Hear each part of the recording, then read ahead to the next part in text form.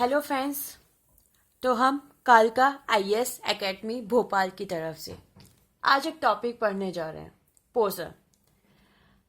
और इसके बारे में हम डीप एनालाइज करेंगे, क्योंकि अगर आपने 2014 का पेपर देखा हो, स्पेशली महिला पर्यवेक्षक का 2014 का पेपर, तो उसमें काफ़ी क्वेश्चन काफ़ी डीप भी दिए हुए थे।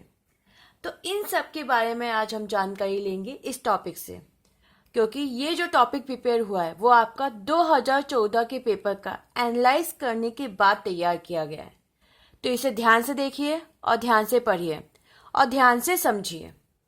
इसके अलावा अगर आप हमसे रेगुलर टच बनाए रखना चाहते हैं, क्योंकि अभी हम काफ़ी क्वेश्चन फॉरवर्ड करने वाले हैं स्पेशली महिला पर्यवेक्षक के लिए, तो आप हमारे नंबर 7999 हमारे नंबर 7999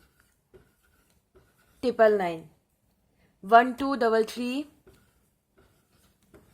123381 7999 123381 पर व्हाट्सएप करके हाय लिख सकते हैं या अपना नाम फॉरवर्ड कर सकते हैं।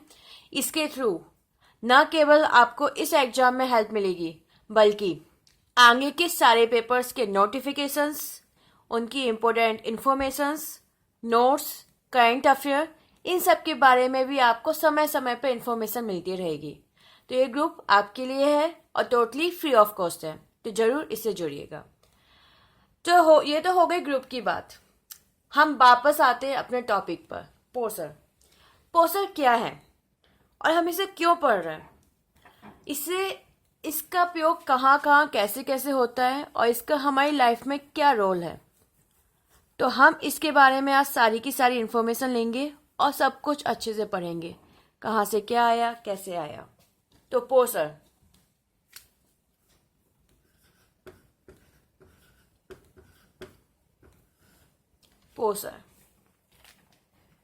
पोसर है क्या? इस शब्द की उत्पत्ति पोषक शब्द से हुई है। हाँ जी, ये जो शब्द है उसकी उत्पत्ति किस शब्द से हुई है? पोषक शब्द से। तो पोषक क्या होता है? पोषक ऐसा पदार्थ है जिसे एक जीवधारी अपने पर्यावरण से प्राप्त करता है। एक जीवधारी मतलब जितने भी जीवधारी होते हैं, जितने भी जीव हैं, वह अपने पर्यावरण से इसे प्राप्त करता है एवं इसका उपयोग ऊर्जा के स्रोत अथवा शारीरिक घटकों के जैव संश्लेषण के लिए किया जाता है। मतलब या तो हम इससे ऊर्जा प्राप्त करते हैं जिसे हम कार्य कर सकें, या फिर हमारे शरीर में होने वाली काफ़ी सारी क्रियाएं इन्हीं तत्वों की वजह से हो पाती हैं और इससे हमारा शरीर काम कर पाता है। जैसा आपको पता है कि हमारा शरीर एक मशीन की तरह है, तो पोसर एक ईंधन की तरह है। अब उसमें कैसा ईंधन कैसे प्रयोग करना है, कौन सा ईंधन क्या देगा, वो हमें यहाँ पर जानना है। क्लियर है? समझ में आया? तो पोसर मतलब एक ईंधन जो एक मशीन चलाने के लिए जरूरी है, और यही मशीन हमारे शरीर को चला रही है। तो सेम टू सेम हमारा शरीर एक मशीन है जिसे पोषण रूपी तत्वों की आवश्यकता होती है। ओके, तो बेसिकली इस क्रिया में होता क्या है?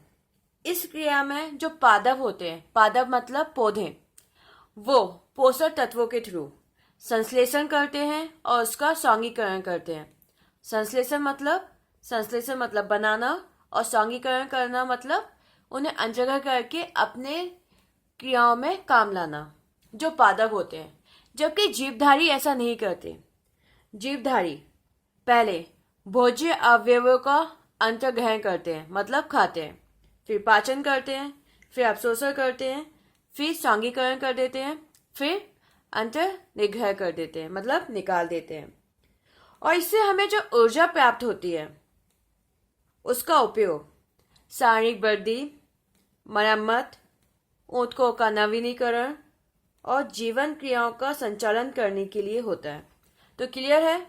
पोषक तत्व हैं जो कि बेसिकली हमारे यहाँ ऊर्जा देने के लिए और हमारे शरीर की जैविक घटनाओं को क्रियान्वित करने के लिए कार्य करते हैं, और इसी ऊर्जा का प्रयोग हम आगे कर पाते हैं। तो क्लियर हुआ पोषक शब्द का प्रयोग। पोषक का मतलब ओके, तो पोषक का जो शब्द है जो हमने पढ़ा, ये डायरेक्टली किससे लिंकअप होता है? जैसा मैंने आपको बताया, ऊर्जा। ऊर्जा जिसका मात्रक क्या होता है? कैलोरी। कैलोरी, इसका मात्रक होता है कैलोरी। इस शब्द का प्रयोग सबसे पहले निकोलस किलीमेट ने किया था। इसने बताया था कि ऊर्जा की इकाई कैलोरी होती है। ओके, तो बेसिकली अगर हम बात करें नॉर्मल, तो आईसीएमआर के अनुसार हमें नॉर्मल पर्सन को कैलोरी की आवश्यकता 2400 कैलोरी पर डे होती है, जबकि महिलाओं को इसकी आवश्यकता 2100 कैलोरी पर पर्सन पर डे होती है, आईसीएमआर के अकॉर्डिंग। मतलब हमें इतनी कैलोरी तो आवश्यक है ही है। नॉर्मल पर्सन के लिए 2400 कैलोरी पर डे और महिलाओं के लिए 2100 कैलोरी पर डे, ये हमारी कैलोरी की आवश्यकता है। अब हम ये जो कैलोरी कर रहे हैं, तो इसे नापता कौन है? हम कैसे पता लगाते हैं कि हम जो खाना खाते हैं उसमें कितनी कैलोरी है? हमें मिल भी पा रही है इतनी या नहीं मिल पा रही है? तो इसका जो इकाई होती है, जो इसे नापा जाता है, इसका जो उपकरण हम इसे प्रयोग करते हैं इसके नापने के लिए, वो है बॉम कैलोरीमीटर। ध्यान दीजिएगा, ये वाला क्वेश्चन लास्ट टाइम रिपीट हुआ था। बॉम कैलोरीमीटर, जिसके सहायता से हम कैलोरी का मापन कर पाते हैं। तो क्लियर हुआ? कैलोरी मतलब ऊर्जा, जो हम खाते हैं पीते हैं वो हमें क्या होती है? कैलोरी से ही मिलती है। ओके, और इसकी इकाई क्या होती है? इसे हम किस उपकरण से नापते हैं? बॉम कैलोरीमीटर से। ओके, आपको पता है कि हम जो खाते हैं हमें कैलोरी तो मिलती है, मतलब हमें ऊर्जा मिलती है, और ये ऊर्जा ही हमारे शरीर को कार्य करने के लिए जरूरत होती है। इसके अलावा कुछ ऐसे फूड आइटम भी होते हैं जिनसे हमें एम्प्टी कैलोरी मिलती है, मतलब इनमें सिर्फ और सिर्फ हमें ऊर्जा मिलती है और कुछ आवश्यक पोषक तत्व नहीं मिलता है।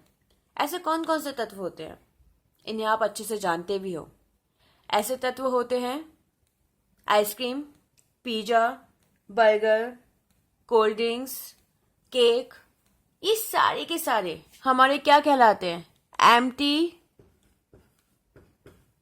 एम्प्टी मतलब खाली, एम्प्टी कैलोरी। ये सारे के सारे तत्व एम्प्टी कैलोरी का हिस्सा होते हैं। तो क्लियर हुआ? कैलोरी मतलब ऊर्जा, जो पोषक तत्वों को मापने की इकाई होती है। तो ये तो आपको क्लियर हुआ? ठीक है। नेक्स्ट, इसके अलावा हम और क्या करते हैं, क्या है? तो कैलोरी ऊर्जा का तो आपको क्लियर हुआ। इसके बारे में हम और थोड़ा सा पता करते हैं, क्योंकि लास्ट टाइम एक और क्वेश्चन आया था। कैलोरी ऊर्जा की आवश्यकता किस प्रकार से क्या होती है? तो नॉर्मल है, जैसा मैंने आपको बताया था। जो बैठकर काम करने वाले लोग होते हैं उनमें फीमेल को इसकी आवश्यकता होती है 2100 ओनली, 2100 कैलोरी। जो मध्यम काम करते हैं उन्हें 2500 कैलोरी, और जो हाई लेवल का काम करते हैं उन्हें 3000 कैलोरी की आवश्यकता होती है। ये महिलाओं का बताया है। 2100 कैलोरी जो बैठकर काम करती है महिलाएं, 2100 कैलोरी की आवश्यकता होती है। 2500 कैलोरी जो मध्यम काम करती हैं, और 3000 कैलोरी जो कि हाई लेवल का काम करती हैं। जबकि पुरुषों के लिए इसका अनुपात अलग होता है। पुरुषों का जो अनुपात है वो है 2400 कैलोरी। बैठकर काम करने वाली पुरुष, उन्हें 2400 कैलोरी की आवश्यकता होती है। 3000 कैलोरी जो मध्यम काम करते हैं, और 3600 कैलोरी जो हाई लेवल का काम करते हैं। लास्ट टाइम इससे भी क्वेश्चन आ चुका है कि बेसिकली मध्यम काम करने वाले पुरुषों को कितनी कैलोरी की आवश्यकता होती है। तो उसमें जो ऑलमोस्ट इसका एग्जैक्ट पैरामीटर्स नहीं है, उसमें जो आंसर दिया हुआ था वो ऑलमोस्ट ये 3000 के इक्विवेलेंट था। तो अब हमारा आंसर यही सही था। एनीवे, क्लियर हुआ कितनी कैलोरी की आवश्यकता हमें किस प्रकार से होती है? ये पूरा आपका चार्ट दिया हुआ है। ओके, नाउ हम जानते हैं कि जो हमारे पोषक तत्व होते हैं वो कौन कौन से होते हैं और उनका क्या क्या कार्य होता है।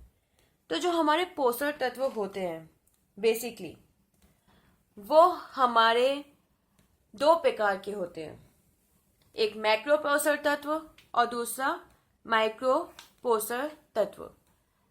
मैक्रो पोषक तत्व और माइक्रो पोषक तत्व क्या क्या होते हैं और बेसिकली इनमें अंतर क्या होता है? जैसा हमने यहाँ पे पढ़ा, मैक्रो माइक्रो तो समझ में आया, पर इनमें अंतर क्या होता है, क्यों जरूरत होती है, क्या होती है, और ये पोषक तत्व होते कितने प्रकार के हैं, सारा हम जानते हैं। ओके, तो सबसे पहले हम जानते हैं पोषक तत्व कितने प्रकार के कौन कौन से होते हैं, कौन कौन से पोषक तत्व मैक्रो में आते हैं और कौन कौन से पोषक तत्व माइक्रो में आते हैं, और इनका यूजेज क्या होता है, कैसे हम इन्हें यूज कर सकते हैं। ओके, मैक्रो टोटल हमारे पोषक तत्व होते हैं, उनका देख लीजिए आप। प्रोटीन, कार्बोहाइड्रेट,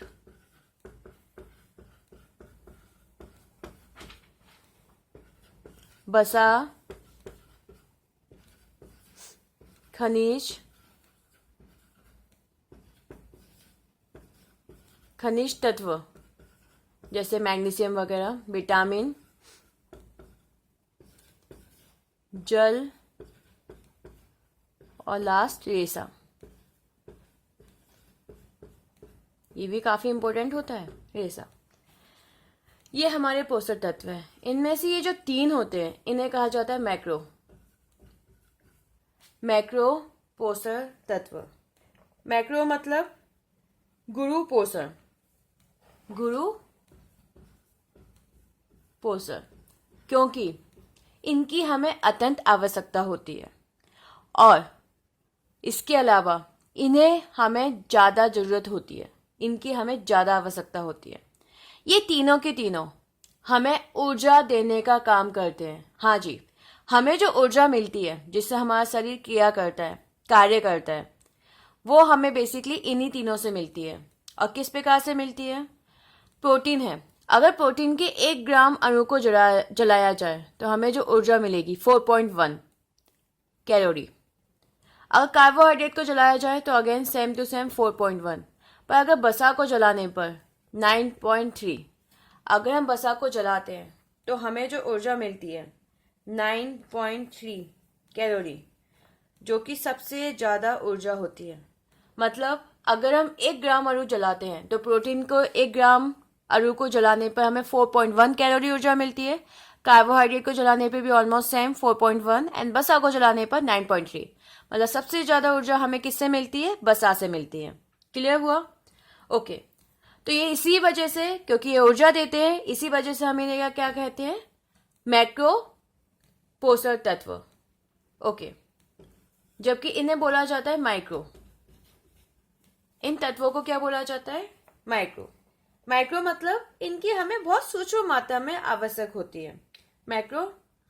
माइक्रो इसी वजह से इन्हें माइक्रो तत्व बोला जाता है, क्योंकि इनकी आवश्यकता बहुत सूक्ष्म मात्रा में होती है और ये हमें ऊर्जा देने का काम नहीं करते हैं, जबकि ये हमारे शरीर की जैविक क्रियाओं को क्रियान्वित करने में सहायक होते हैं। मतलब काफी सारी जैविक क्रियाएं इन्हीं की वजह से हो पाती है। क्लियर हुआ कि हाँ, कहाँ से क्या आवश्यकता होती है, कैसे आवश्यकता होती है, कहाँ से ये कार्य करते हैं। अब ये तो हमारा क्लियर हो गया कि हमारे तत्व होते हैं, क्या होते हैं, कैसे आते हैं। नाउ नेक्स्ट पॉइंट, कि बेसिकली हम जो खाते हैं उसमें कितना, किसका क्या परसेंटेज होता है, हमारे शरीर को किसकी क्या आवश्यकता होती है, मानव शरीर में कितना क्या पाया जाता है। जो प्रोटीन है वो सबसे ज़्यादा पाया जाता है, 14%, 14 to 17%। कार्बोहाइड्रेट हमारे शरीर में ओनली 1% पाया जाता है। वसा 3% एंड डिपेंड टू पर्सन। हाँ, क्योंकि जो ज़्यादा मोटे होते हैं उनमें ज़्यादा वसा पाया जाता है, पर नॉर्मल जो पाया जाता है वो 3% पाया जाता है। खनिज और विटामिन ये हमारे शरीर में सिर्फ 7% पाया जाता है। तो फिर सबसे ज़्यादा क्या पाया जाता है? सबसे ज़्यादा पाया जाता है जल, जो हमारे शरीर में 57 to 65% पाया जाता है। जो जल होता है वो हमारे शरीर में 57 to 65% अवेलेबल होता है। क्लियर हुआ? समझ में आया ये रिगार्डिंग कौन से तत्व कहाँ कैसे पाए जाते हैं, इन्हें मैक्रो क्यों बोला जाता है, इन्हें माइक्रो क्यों बोला जाता है। एक और चीज, खनिज तत्वों को छोड़ के, खनिज तत्व और जल और रेसा, इन तीनों तत्वों को छोड़ के, खनिज तत्व, जल और रेसा, इन तीनों तत्वों को छोड़ के चारों के चारों कार्बनिक तत्व होते हैं। कार्बनिक मतलब इनमें कहीं ना कहीं कार्बन पाया जाता है। प्रोटीन, कार्बोहाइड्रेट, वसा, विटामिन, ये सब कार्बनिक तत्व होते हैं। जबकि खनिज तत्व, जल और रेसा ये अकार्बनिक तत्व कहलाते हैं, मतलब इनमें कार्बन नहीं पाया जाता। तो क्लियर हुआ कार्बनिक तत्व कौन कौन से होते हैं, प्रोटीन, कार्बोहाइड्रेट, वसा और विटामिन, और अकार्बनिक खनिज तत्व, जल और रेसा। तो आपको समझ में आया कहाँ से क्या, कैसे कार्बनिक तत्व क्या होता है। ओके, एक और चीज, हम जो खाना खाते हैं उसमें सबसे ज्यादा क्या पाया जाता है, कौन सा तत्व सबसे ज्यादा पाया जाता है जो भी हम खाना खाते हैं उसमें, आपको क्या लगता है क्या होना चाहिए? वसा? बिल्कुल नहीं।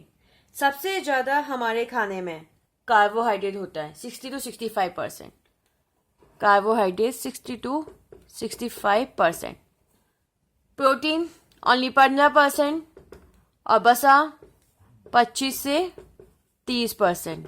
जो भी हम खाना खाते हैं उसमें सबसे ज्यादा कार्बोहाइड्रेट होता है 60 to 65%, प्रोटीन ओनली 15%, जबकि वसा 25 से 30%। तो आपको लग रहा होगा फिर ये कार्बोहाइड्रेट चला कहाँ जाता है, क्योंकि जस्ट मैंने आपको बताया कि हमारे शरीर में सिर्फ और सिर्फ 1% के रूप में ही संचित रहता है। तो जाता कहाँ है जब हम इतना खाते हैं? और प्रोटीन तो ठीक है, समझ में आता है। वसा, ये सब कहाँ चले जाते हैं, कहाँ क्या होता है इनका? तो इन सब के बारे में हम जानेंगे अपने नेक्स्ट वीडियो में। उसमें एक एक चीज का पूरा क्लियरिफिकेशन वर्णन किया जाएगा कि हाँ कहाँ से क्या आते हैं, कहाँ चले जाते हैं। एनीवे, आपको यहाँ तक समझ में आया मैक्रो तत्व एंड माइक्रो तत्व। ओके, अब हम जानते हैं कि इनका एग्जैक्टली इन तत्वों का हमारे शरीर में काम होता क्या है। जो हम इन्हें इतना पढ़ रहे हैं तो हमारे शरीर में करते भी हैं कुछ काम, या ऐसे ही हमें इतना पढ़ना पड़ रहा है इन्हें? नहीं। बेसिकली जितने भी ये पोषक तत्व हैं उनके मुख्य रूप से 4 वर्ग होते हैं।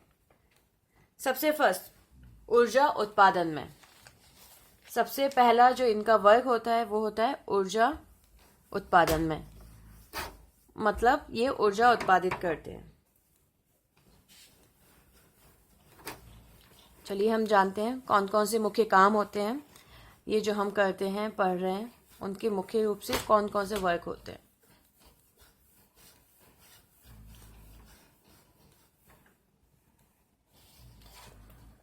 ओके, तो सबसे फर्स्ट ऊर्जा उत्पादन।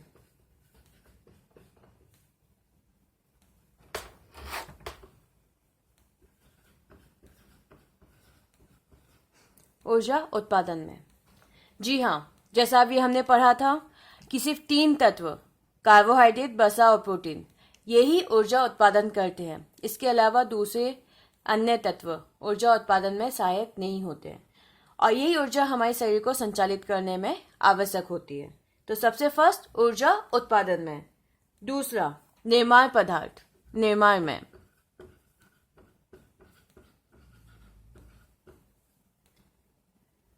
हमारे शरीर में जो कोशिकाएं होती हैं, टिश्यूज वगैरह जो भी होते हैं, सेल्स होती हैं, ये सब कौन सा तत्व बनाता है, कौन सा तत्व इसमें सहायक होता है? हमारे शरीर की रचना में, मरम्मत करने में, टूट फूट में, इन सब में मुख्य रूप से जो सहायक होता है वो होता है प्रोटीन। प्रोटीन ही इन सब में मुख्य रूप से सहायक निर्माता होता है। इसलिए हमें इन तत्वों की और आवश्यकता होती है, नहीं तो हमारी टूट फूट कौन करेगा? हम तो ऐसे ही रहेंगे, कोई करने वाला भी नहीं होगा। तीसरा, उपापचयी क्रियाएं, मेटाबॉलिक रेगुलेटर्स।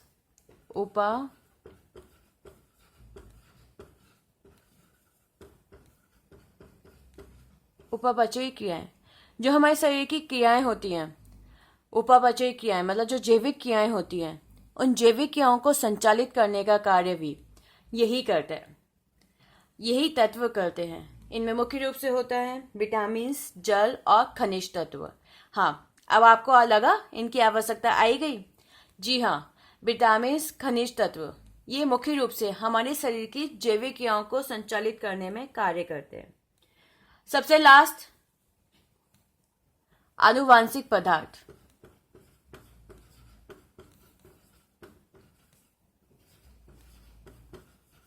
आनुवांशिक पदार्थ जो आनुवांशिक लक्षणों को एक पीढ़ी से अगली पीढ़ी में ले जाने का काम करते हैं उन्हें आनुवांशिक पदार्थ कहते हैं, जैसे डीएनए, आरएनए, जिनमें मुख्य रूप से विटामिन और खनिज तत्व ही सहायक होते हैं। तो हमारे डीएनए और आरएनए में भी मुख्य रूप से इन्हीं पोषक तत्वों की वजह से डीएनए और आरएनए बन पाता है। तो क्लियर हुआ इनका मुख्य रूप से कौन कौन से कार्य होते हैं जो हम पोषक तत्व पढ़ते हैं, ये हमारा कहाँ कहाँ पे इनका यूज होता है और इनकी हमें इतनी ज़्यादा आवश्यकता क्यों होती है। तो मुझे लगता है फ्रेंड्स आप लोगों को इसके बारे में इंफॉर्मेशन हुई होगी, अच्छे से पता चला होगा और हमने उन सारे क्वेश्चन को कवर किया है जो लास्ट टाइम आ चुके थे और इस समय आ सकते हैं, क्योंकि आपको इसमें डीप से डीप पढ़ना है और इसके अच्छे से समझ लेके पढ़ना है। हमें ऊपर ऊपर से नहीं पढ़ना, हमें अच्छे से पढ़ना है कि हाँ क्यों, क्या, कैसे, कब। जब हमें इसका आंसर मिल जाता है तो मतलब हमारा पूरा कॉन्सेप्ट क्लियर हो जाता है और उसका हम अच्छे से आंसर में टिक लगा सकते हैं। क्योंकि व्यापम आजकल थोड़ा सा मॉडिफाई कर रहा है एग्जाम्स को, वो सामने वाले की इम्पोर्टेंट डीप नॉलेज चेक करना चाहता है, तो इनके बारे में आपको अच्छे से पता होना चाहिए, कब, क्या, क्यों, कैसे। तो होप सो आपको ये सारी जानकारी इससे मिली होगी। अगर आपको वीडियो पसंद आए तो जरूर कमेंट और लाइक कीजिए और वेट कीजिए हमारे नेक्स्ट वीडियो का। हम एज सुन एज अपने नेक्स्ट वीडियो डालेंगे। Okay, thank you friends.